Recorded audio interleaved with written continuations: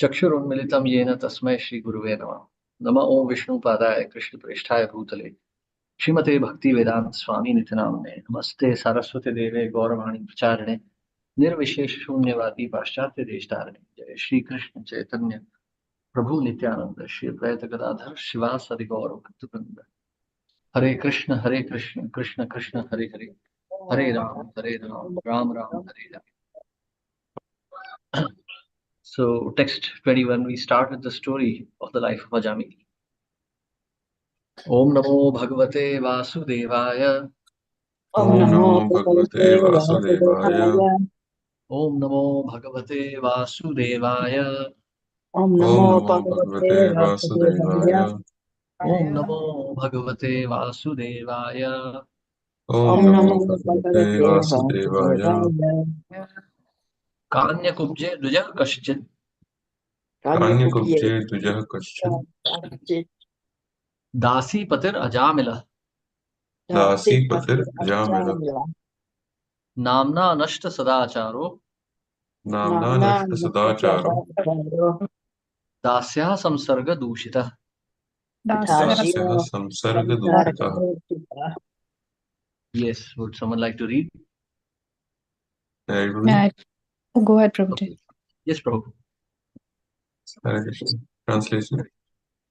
In the city known as Kanyakubja, there was a Brahmin named Ajamil who married a prostitute maidservant and lost all his Brahminical qualities because of the association of that low-class woman. Purport: the fault of illicit connection with women is that it makes one lose all Brahminical qualities. In India, there is still a class of servants called Shudras, whose maidservant wives are called Shudranis. Sometimes people who are very lusty establish relationships with such maidservants and sweeping women, since in the higher statuses of society they cannot indulge in the habit of woman hunting, which is strictly prohibited by social convention. Ajamil, a qualified Brahmin youth, lost all his Brahminical qualities because of his association with the prostitute, but he was ultimately saved because he had begun the process of Bhakti Yoga. Therefore, in the previous verse, Shukadeva Goswami spoke of the person who has only once surrendered himself at the lotus feet of the Lord, Manah Krishna Padara Vindayo, or has just begun the Bhakti Yoga process. Bhakti Yoga begins with Shravanam Kirtanam Vishnu, hearing and chanting of Lord Vishnu's names, as in the Mahamantra Hare Krishna, Krishna Krishna, Hare Hare, Hare Ram, Ram Ram, Hare Hare. Chanting is the beginning of Bhakti Yoga. Therefore, Sri Chaitanya Mahaprabhu declares, Hare Nama, Hare Nama, Hare Ramaiva Kevalam, Kalau Nastyeva Gatiranyatha. In this age of quarrel and hypocrisy, the only means of deliverance is chanting the holy name of the Lord. There is no other way, there is no other way, there is no other way. The process of chanting the holy name of the Lord is always superbly effective, but it is especially effective in this age of Kali. Its practical effectiveness will now be explained by Shukadeva Goswami through the history of Ajam, who was freed from the hands of Yamaduta simply because of chanting the holy name of Narayan.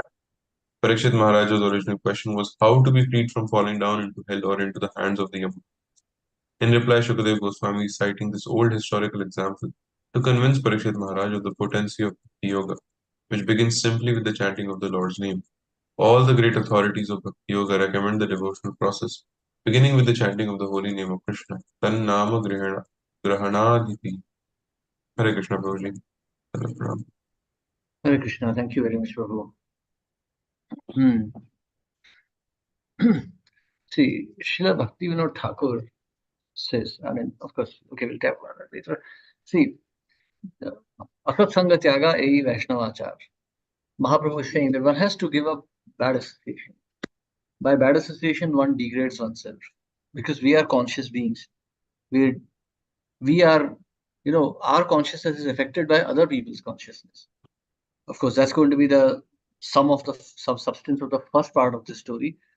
Right now, in this purport, Srila Prabhupada is emphasizing the importance of the holy name. So Mahaprabhu is saying, Harer Naam Eva Kevalam, only the holy name. There is no other way. So Srila Bhaktivinoda Thakur, in his song, in his Arunodaya Kirtan, he says, Jivera Kalyana Sadhana Kam, Jagate Asiye Madhura Nam, Avidya Timira Tapana Rupe, Hida Gagane Viraje. That the holy name has risen like a shining sun to penetrate the darkness of ignorance and bless everyone's hearts. So Krishna नाम सुधा कोरियापान, जुड़ाओ भक्ति विनोद प्राण, नाम बिना किछु नाहि को are, 14 भुवन माजे. So please drink this pure nectar of the holy name. Actually, there is no reality in these 14 words except for the holy name. So one has to understand this. Like so many times our acharyas also say that the name, this holy name and the Lord are one and the same. But there is a slight technicality here. Not all chanting is pure. So it's not that Krishna is always present in his name. So when the chanting, when the chanter is concentrating, when the chanter is sincerely praying to Krishna, Krishna is manifest in his name.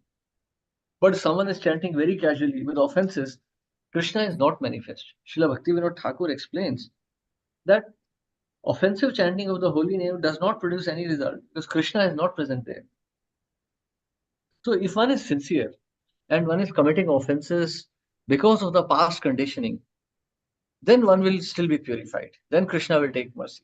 But if one commits offenses knowingly and very casually, then the holy name will become the very cause of his destruction. Especially in Jaiva Dharma, Bhaktivinoda Thakur is warning that if one commits many sinful activities thinking that he is protected, then one is living a dangerous life. The very chanting of the holy name will destroy him. It will induce more and more sinful reaction and more offenses until he is completely taken away from human life. So one has to chant with pure devotion, like Prabhupada says, like a helpless chanting of like that of a child for his mother. So that should be the mood while chanting.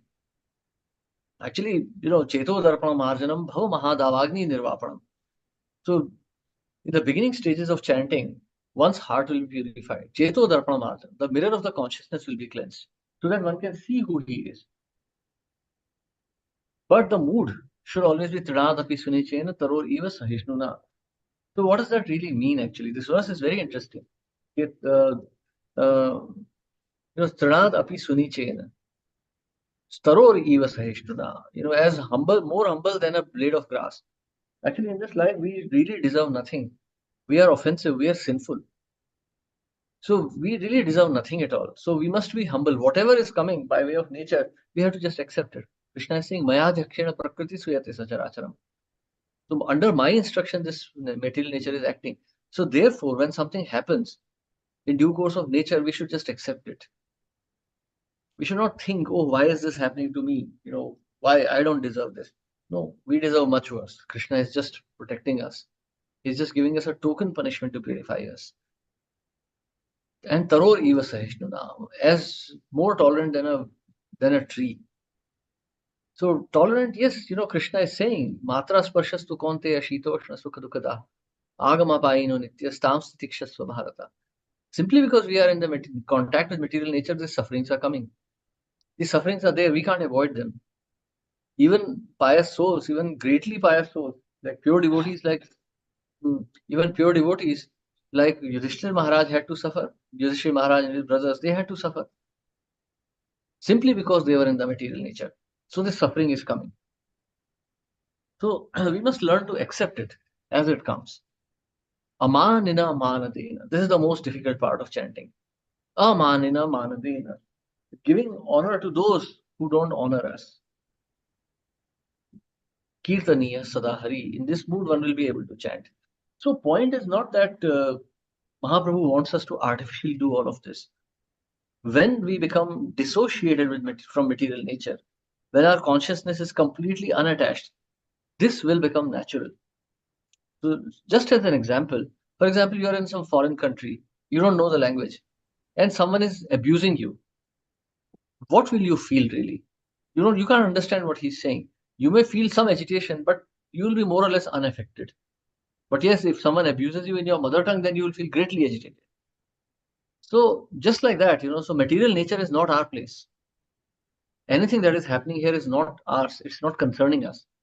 So in this, when one develops this level of detachment, automatically one will be able to follow all these three. But that is something that we have to do. Along with chanting, we should study the scriptures and try to purify ourselves so that the material nature does not affect us. So in this mood, if we start chanting, then we'll be purified. So this is what Krishna says when he says Neha vikramo nashosti pratyavayo na vidyate, as we were discussing yesterday. So when we have already reached a level of detachment from material nature, naturally, in the next birth, even if we do not know Krishna, we'll still be detached enough from this material nature. So we'll start our bhakti from that state. So actually, after death, we'll be exactly in the same consciousness as we are right now. So whatever has to be done has to be done now. If we want to love Krishna, we have to practice loving him now. We cannot wait for some future date to start loving him. Okay, in this life it has been like this. Next birth I'll be much purer. No, in the next birth will still be the same. There will be hardly any difference. The consciousness, the location may change, the body may change. We may not remember our family members of this life, but all the rest of the attachments will remain the same. So if we are attached to eating too much, we'll eat too much in the next birth also.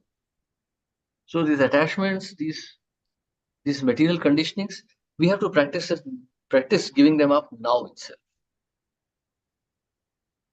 Hare Krishna. Any questions or comments?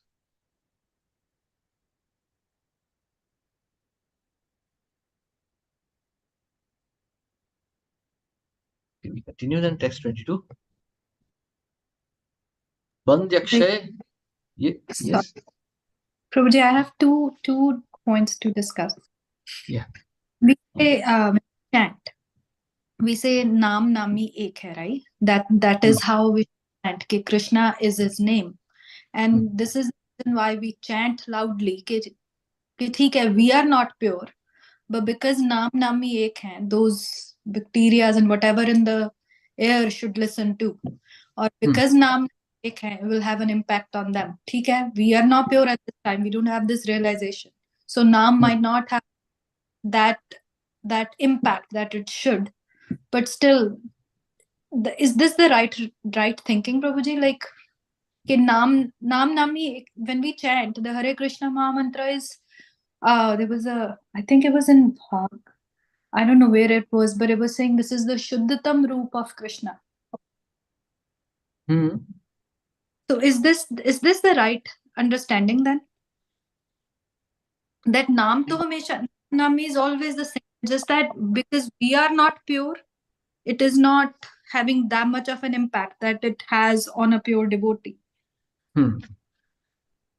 See, most importantly is with what mood are we calling out to Krishna? You know, like there's Krishna general stores in every city in India you'll find. So is that also Krishna? In a way it is. I mean, Krishna is Aham service. I mean, if you go Krishna general and food that's store. True. Stores. Krishna travels. So you see, Krishna wines. Yeah, so there's so many things, in a way Krishna is everywhere. Aham sarvasya prabhava mattah sarvam pravartate. So in a way Krishna, everything is in Krishna. But what is the consciousness? So yes, when we are chanting, yes, depends on our mood. Krishna is certainly there. But the point is, there are many technicalities, like, there's some acharyas say that Krishna actually descends into his name. He's not always there, but he descends into his name. And there's yet another thought that yes, Krishna is his name, so it doesn't matter, but we are so impure that we can't proceed. So both the conditionings are correct in a way, both the understandings. In the sense that Krishna is always there. But the point is, like Krishna is also his Virat Roop for manifestation. Yes. But do we worship that? Because there is no mood. There is no mood in the worship of Virat manifestation. It's only for materialists. Krishna is certainly there. So if a pure devotee is like Chaitanya Mahaprabhu, if he would see Virat Roop, he would have fainted there also. Because anything related to Krishna is Krishna only. So one who loves Krishna, he will perceive Krishna in any form. He will be happy in any form. A devotee would be even happy to see the Virat Purush manifestation. But for a neophyte devotee, there's nothing much to be seen there. Also, one other question, Prabhuji. When we say Amaniya Mandena Kirtanya Sadhari, we say give honor to those who don't even honor you, which is if it's very difficult to do for sure. I'm just coming from the point, you try to preach someone, and Hmm. those people who are not even let go of accepting anything, they're, how should I say, let go of accepting anything. They're not blaspheming Krishna, but at the same time, they're not accepting anything that we say. So then, to those people, how can you honor? From the core of your heart, you're actually developing that negative thought towards them instead of respecting them or honoring them. So this bhav that Mahaprabhu has described is actually Uttam bhav. See, think of it this way: a pure devotee of the Lord, what does he see? Vidya Vinaya Sampanne Brahmane Gavi Hastini Shuni Chaiva Shvapake Cha Pandita Samadarshina. So what does this Samadarshina really mean? A Samadarshina means that he is seeing everything with an equal vision. Now, a pure devotee doesn't mean that he'll just pick up a snake and hug him, or that he would like to go and pet a tiger. No, Mahaprabhu would do that also, but not anyone else. Now, Pandita Samdarshina means that a Pandit is only seeing the interaction of Brahma with the three dim modes. Like, you are going on a highway, you'll see some big trailers also, you'll see some motorcycles, you'll see some bicycles. But you know that behind all of these are just human beings, all equal. A truck driver is not like some 300 kilo giant who's driving a giant truck. And a bicycle rider is not like some 20 kilo monkey or something. They are similar. They're just similar. Just their outer covering is different. The pilot of a jumbo jet is not like some mega, Flash or something. It's not some superhuman being. It's just an ordinary man. The outer covering is different. So you see, but you respect. Like if there's a 50-ton truck running on the highway, you don't go and cross the road just like that. You give it due respect. So likewise, if you see a poisonous cobra on the road, you will just say, okay, this is also a jiva heavily covered with tamoguna. Yes. But when you see a brahmana, you will offer respects. Oh, this is Brahman. This is Brahmana Raja. So he's Tattvadarshi. And if you see an Acharya, Vaishnava Acharya, you will offer obeisances and you will seek his association. So because you see that the modes are not acting on an Acharya. Yes. A Brahmana is acting under the mode of goodness, and a snake is under the mode of ignorance. So you will give due respect. Like But the somehow, ocean is dangerous. Like you see the Pacific or Atlantic Ocean is dangerous. But that doesn't mean you hate the sea. You give it due respect. You maintain your distance from it. You don't go jumping into a freezing ocean. But you don't hate anything. So Pandita Samdarshina means we give due respect according to their conditioning, but we understand that such and such living entity is only acting under the influence of material modes. yes, that's true. So that's why amanina amanatena. It's okay, someone is cursing you or something, you just give respect. Oh, there is Paramatma within the heart. This is Brahman. And whatever he's doing is as a part of my reaction. Got it. Because at some point you feel, we keep telling certain things that we shouldn't do. Okay, these are sinful. And if still like let go of any bhakti point, we are just mentioning that these certain things are for example, meat eating, it's sinful. Like let go of any bhakti stuff, just the bare minimum basic people are not willing to accept. So then you feel like I personally feel that it is frustrating that you keep saying thing again, it's very sinful, and yet people don't take it. So then instead of having an honor or respect, I personally feel frustration against such a human being. So I don't know how to take that or how to control my own feeling in that sense. No, see, try to understand it this way.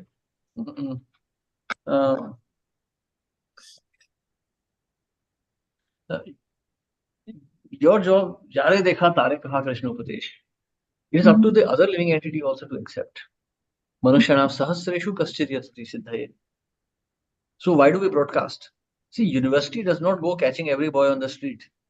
University is just there and they will publish an ad. Admissions are open, please come. Those who are interested will go. So Krishna devotees, they go on, they broadcast the glories of Krishna. And those who are interested, they come. Why should we feel frustrated? That's also another sign of attachment. That I Yes. want others to listen to me. Yes. Exactly. Yes, Yeah. that's true. This No, is why right should- understanding. This is right understanding. Yeah. Yes. So don't become, yeah, I know it's disheartening. You feel bad. I mean, Mhm. Srila Prabhupada used to feel bad. So it's Mhm. all right. But then Mhm. you should also understand that this is Krishna's wish. Hmm. Whoever is sincere, if I am pure, Krishna will send someone to me. Hmm. True. ठीक है, thank you so much, Prabhuji. That was very helpful. ठीक है, thank you ji. Hare Krishna. Yes, anyone else has any questions or comments here? Then we continue. Text 22. Bandyakshay Kaitavaischauryar Bandya Akshay Katvarya Bandyakshay Kaitavaischauryay Chaurya. Garhitam Vrittim Astita Nitam Nitam Vrittim Astita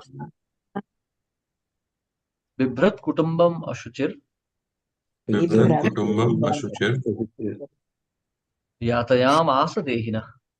Yatayam Asadehina. Very Yeah, good. go ahead, Prabhuji. Okay, thank you, Mate. Translation purport by Sri Prabhupada. Sri Prabhupada ki jai. This fallen Brahmin, Ajamil, gave trouble to others by arresting them, by cheating them in gambling, or by directly plundering them. This was the way he earned his livelihood and maintained his wife and children. Purport. The verse indicates how degraded one becomes simply by indulging in illicit sex with a prostitute.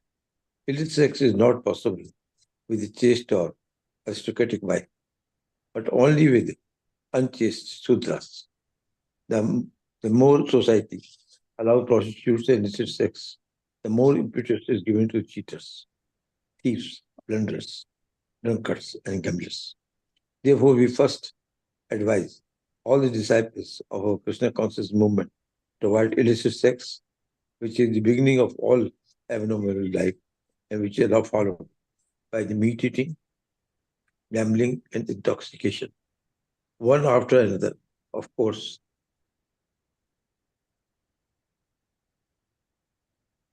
Just a minute. Restraint is very difficult, but it is quite possible if one fully surrenders to Krishna. Since all these abnormal habits gradually becomes distasteful for a Krishna conscious person. If illicit sex is allowed to increase in society, however, the entire society will be condemned. Or it will be full of rogues, thieves, and cheaters, and so forth. Hare Krishna Vaishnava. Hare Krishna. Thank you very much. So now I don't remember the exact quotation from Srimad Bhagavatam. I mean, it's Srila Prabhupada's quotation. But it goes to it goes something like this: that of all the material contaminations, none is as degrading as the association of the opposite sex. A man who is, I mean, this was in the forest of material existence. So a man who becomes a dancing dog in the hands of a woman is completely unworthy of any pious activities. Even the demigods, even the forefathers do not accept any offerings from him. And such a man is condemned in this life and the next. You see, actually, we're seeing here that so many times Srila Prabhupada is actually condemning illicit sex, not meat eating, not gambling, not intoxication. Of these four regulative principles, the other three are not as dangerous as this one. This illicit sex is considered to be the most degrading of all, because this spoils the consciousness to such an extent that it is practically impossible for anyone to recover.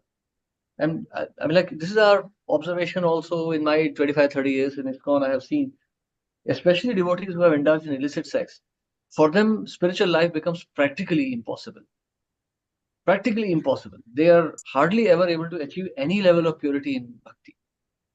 They struggle and struggle, but it's practically impossible. And especially if illicit sex is indulged after becoming a devotee, then it becomes practically impossible. We can see that their human life has finished itself. That's how dangerous illicit sex is. Because of all the 4 regulative principles, this particular one, this illicit sex principle, it consumes consciousness like nothing else. You may eat meat by mistake, you may take intoxicant, or you may gamble a little bit. They will all spoil your consciousness, but not to the extent as much as illicit sex. Because here you are involved, another consciousness is also involved here. In meat eating, yes, you will feel very agitated, you will feel very unhappy, and you may probably suffer something also. Likewise for intoxication and gambling. They'll make your mind unstable for some time. But illicit sex involves another consciousness. You are not just being sinful yourself, you are also involving someone else in that sin. So therefore, one degrades completely. Because illicit sex is not so easily obtained. Like you can just walk into a shop and eat meat, but you can't do that with illicit sex. You have to lie, you have to cheat, you have to hide, you have to do so many things. It's a whole elaborate system of offenses which eventually leads to illicit sex. And therefore, it degrades like nothing else. And we can see the more the present society is sinking into this abominable habit, the more and more the society is degrading. In fact, I was just doing some research on students and their learning habits. The effect of pornography, which is essentially illicit sex, has been so hard that students are not able to concentrate. In fact, it is considered one of the causes of ADHD in students. This is how dangerous it is. So if one wants to mitigate this, then one has to perform hard austerities. One has to first stop all thinking even. And then one has to sacrifice. One has to sacrifice one's time and consciousness and engage only in thinking of Krishna. So, it's one of great sins, and especially for ladies. Like Srila Prabhupada especially writes this in Bhagavatam. We have read this in the 4th canto also. Prabhupada especially writes that illicit sex is dangerous for human beings, but especially for ladies. For ladies, especially, illicit sex is almost fatal. Because one qualification for a lady is chastity. I mean, that's one qualification. For men, there is brahmacharya, there is spiritual master, there is study of Shastra, so many things. But for ladies, the only one qualification mentioned is chastity. If that is also gone, then, you can imagine. If you have, that motorcycle and your wheel is punctured, you literally have nothing. So especially the breaking the vows of chastity by a lady is essentially the most sinful thing a lady can commit. So illicit sex is extremely dangerous. That's why you see here again and again Prabhupada is criticizing this. And the story of Ajamil is also this. In fact, we read that Ajamil broke other regulative principles also. But the whole story is centered around his breaking of principles of sex life. Because that led to all the other forms of degradation. So therefore, if we want to purify the society, we have to maintain chastity. And in fact, that's the very argument Arjuna is giving in the 1st chapter of Gita. So Arjuna is talking only around that, about the Varna Sankara argument which he's giving. It's the same. That if all the men of the society are killed, unscrupulous men will take advantage of the situation and women will become corrupted. And out of corrupted women, unwanted progeny, Varna Sankara will come, which will lead to all kinds of sinful activities in the society and stopping of all pious activities, which will cause forefathers to suffer. And for those who would lead to this situation, there will be even worse suffering. So you see, this is Arjuna's concern also in the beginning of Mahabharata, the great war which is about to take place. So we can see how dangerous this illicit sex life is. Hare Krishna. Yes, any questions or comments here? Hare Krishna, Babaji. Yes. In fact, you rightly said illicit relation, they lead to then further gambling and drinking, the liquor, etc., meat eating. It goes, and it is party after that, no? Because Yes. in meeting, so they have party. So these things are very insignificant by the illicit relation. But main thing is probably the illicit relation and prostitution. Illicit relation can be between 2 people and may not be third with the fourth, but illicit. This is why I'm saying outside of marriage relationship, that will be illicit relation. Prostitution is a very large subject because prostitution is the oldest profession in the universe. Yes. It started from the Vedas time itself. So the thing is, Prabhupada is very rightly commented on this. These three things will follow once the illicit relationship comes. And illicit relation can be even with fine people, otherwise very fine gentlemen, even devotees, as you're saying. But they may indulge with some other Mataji, or Mataji may indulge with some Prabhuji. So that illicit relation is also equally bad. So what devotional service is concerned. If you're not in devotional service to do these things, well, hell with it. We are not interested about it. Because that keeps on happening. Cannot stop because, as I said, this is the oldest profession in the universe. Very relevant for these things. And he was committing theft, etc., because he had to take care of the prostitute and all those people. So he led to those things. Very, very dangerous crime. That's what. So there's one more point here, especially like in the very spirit also. So when we define illicit sex, we are not just defining it from the very gross perspective. Even at a subtle level, even at a subtle level, if a man is attracted to another woman or a woman is attracted to another man, her consciousness is already ruined. One has to understand, physical activities themselves don't have any implication. Krishna is not concerned with piety or sin or anything. Mental speculation is also sinful. Yes, because immediately when one is, like before one indulges in illicit sex or when one indulges, one's thought is already there. One's thought is already there. When one is driving a car, one is looking at the road. When one sees, oh, there's a bend coming up, he's thinking of turning the car at the bend. Not that he just arrives and immediately turns the car. So before sex in life is indulged in, one already has the thought. So thinking of illicit sex means we are not thinking of Krishna. And it's such a sinful thought that it occupies us. One becomes completely consumed with this thought. So, where is the question of thinking of Krishna? So therefore, it's very dangerous. I mean, other sinful activities are not so deeply involving consciousness. Like a drunkard may just go to a shop, pick up a bottle of alcohol and drink it. Not that he dreams about drinking alcohol all the time. It's a standalone case. Yeah. But illicit sex means one is consumed by these thoughts. You can see practically the whole society is based around that. Television or cinema, entertainment, everything is just talking about that. So consciousness is so deeply involved. So it's very, very, so this is the great danger, because one gets very mentally involved with this activity, then there is no question of thinking of Krishna. Shishnodar Parayana Krishna nahi paye. So Shishnodar, one who is concerned with his genitals and belly, cannot attain Krishna. Therefore, this must be curtailed. Actually, like Prabhupada says, licit or illicit, sex life is always full of misery. Absolutely, that was Prabhupada said. Time and again he said. Time and again he says, whether it's a gross indulgence or subtle indulgence, it leads to forgetfulness of Krishna. Because there is one very important aspect here that we need to understand. Illicit sex or licit sex means lust. Lust means, Atmendriya priti vancha tare kahe kaam. Krishnendriya priti vancha dhare premanam. So this lust, it resembles love for Krishna. Lust mimics love. And therefore one becomes consumed by it. The lust one feels for the opposite sex is actually the love that one has felt for Krishna at some point. Because Krishna is Purusha and Jeev is Prakriti. Ekale Purusha Krishna Arasabhabhratya. So because Krishna is the only Purusha and Jeev is Prakriti, they are naturally opposite genders. So the male-female attraction is actually identical to the love between Krishna and Prakriti, Jiva and Krishna. So naturally, because it mimics that love, it is very intense.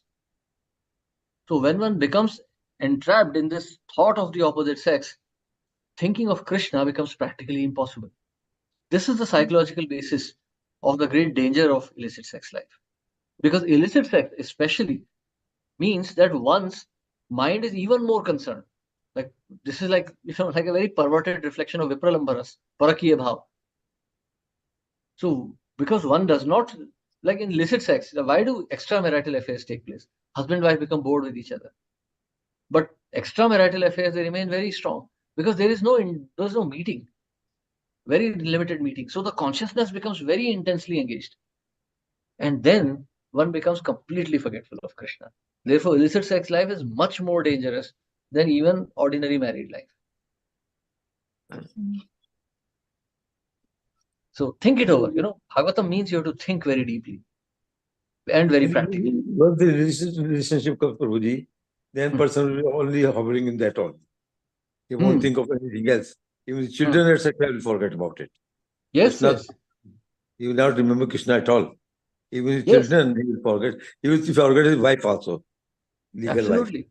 In fact, just a couple of months ago, I was reading, or maybe last month, there was some news in India that one lady murdered her son to be with her lover because the small son was like creating some disturbance. So she had him murdered so that she could spend time with her lover.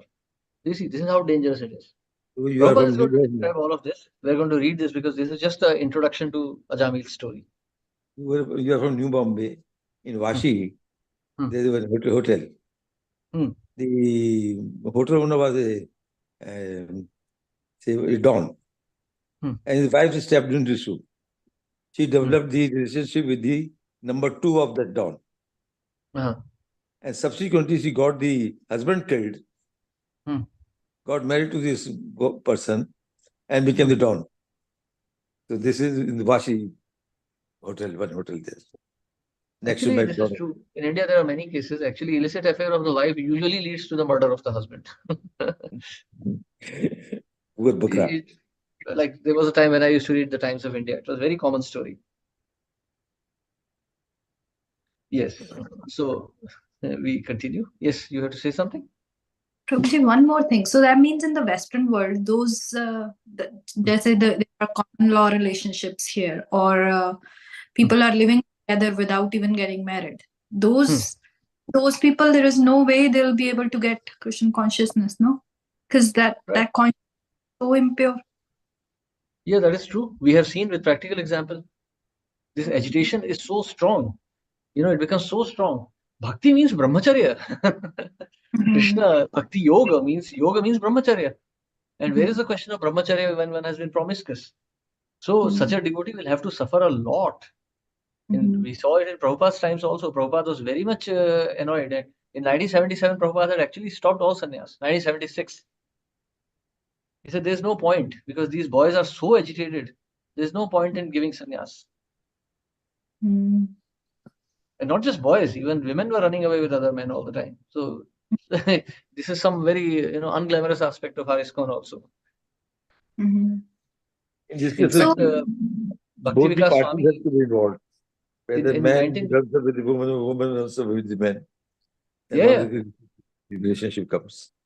in way back in 1999 when Brahmacharya and Krishna consciousness came out, His Holiness Bhakti Vikas Swami had written that in the normal world, in the mundane world, divorce rate is close to 50%. In ISKCON, it has been traditionally close to 75%.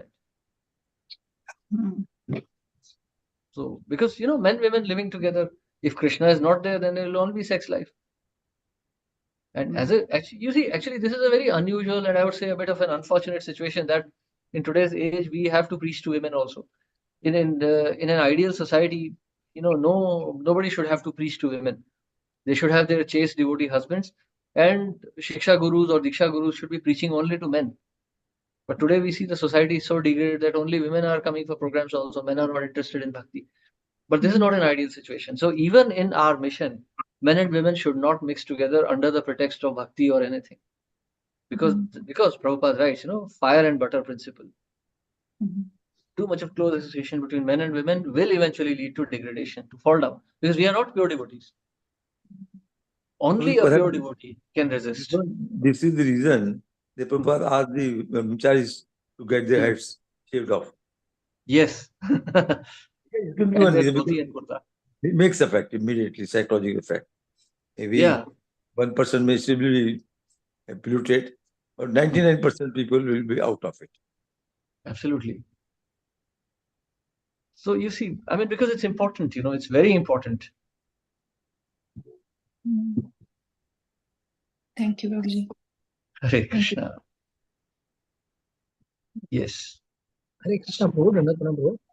Haji, boliye. We see that, as you mentioned, 1977, the situation was bad, and even now these things are happening.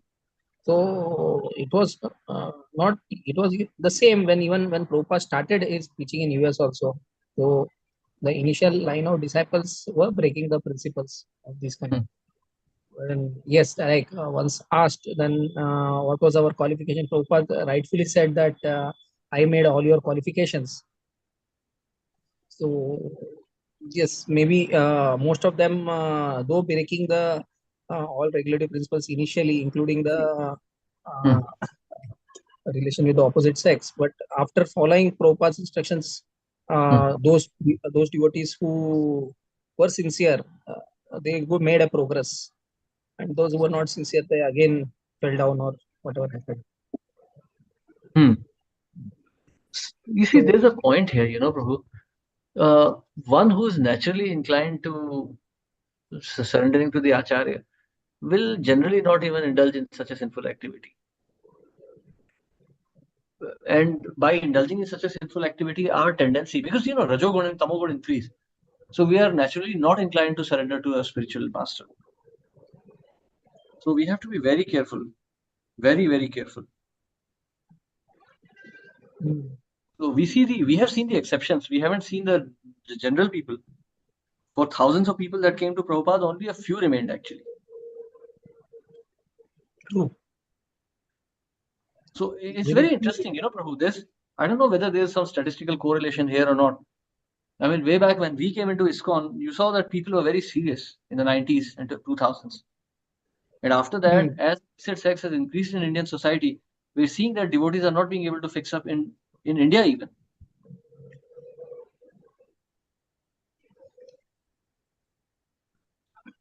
Yes, that is there. So that's the reason why they have got many aspirations other than the main motivation. Yeah, and one must also be very careful of one thing. I mean, this is like, I don't know where exactly it comes in Bhagavatam, but I read it many years ago. See, these impressions remain. One may think, oh, I was sinful, now I have surrendered, now I am pure. No, these impressions are within the heart and they will come up. They will come up. When one has committed something as grossly sinful as illicit sex, these impressions are very strong within the heart. One may cover them up with bhakti for some time, but they will again rear their head. They are like powerful poisonous serpents, powerful venomous serpents within the heart. So one should live in great fear of Maya all the time. So these impressions are very strong. As soon as there is a little bit of opportunity, they will jump up. So they'll be very, very dangerous. I have practically seen it in bhakti, like in my days of preaching.